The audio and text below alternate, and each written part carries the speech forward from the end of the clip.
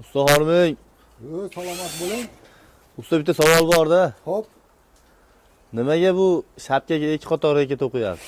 Oz emasmi bu reka? Ko'pchilik kommentariyada so'rashyapti. xo'p. Savollarga qisqacha javob beramiz. Bu fasonimizga ikki qator to'qiladi.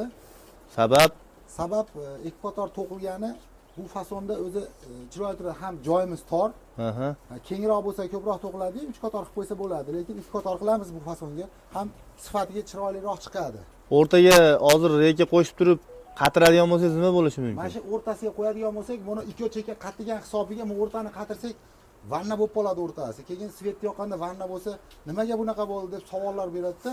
Ko'p joylarda ko'ryapmiz o'rta valni bo'lib qolgan. Shuni hisobiga bo'lganmi? Shuni hisobiga bo'ladi. Mana shu o'rtasini tortib qo'ygan hisobiga bo'ladi. Chunki Ha. ikki chekkasida qovurg'a ikki chekkani ushlasa mustahkamroq bo'ladi.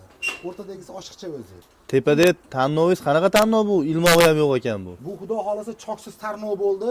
Endi Aha. eski tarnov bor edi, qiyshiqroq edi.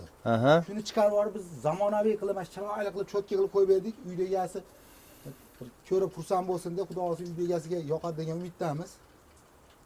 Boshqa anaqalar bo'lsa, yana bir e'tirozlar bo'lsa, xudo xolasa qo'ldan kelgancha qilib beraveramiz.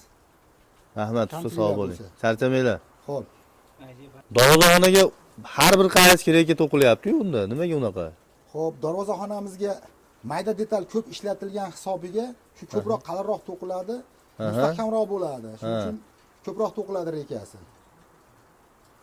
Bo'ldi. U ishingizga sifatiga garantiya berasizmi ish qilib? Xudo xolasa garantiya beramiz. Shunchadan beri berib kelyapmiz. Mana ish faoliyatimizga 5-6 yildan beri Xudoga shukr qilyapmiz. Hali biror bir e'tiroz bildirgani yo'q mustahkamligiga. Tarnovlaringizni qanday qatirilgan? Hech narsa ko'rinmayapti ustida. Bu ichidan qatiriladi.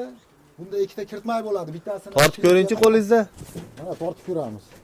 Ha, bo'ldi, zo'r.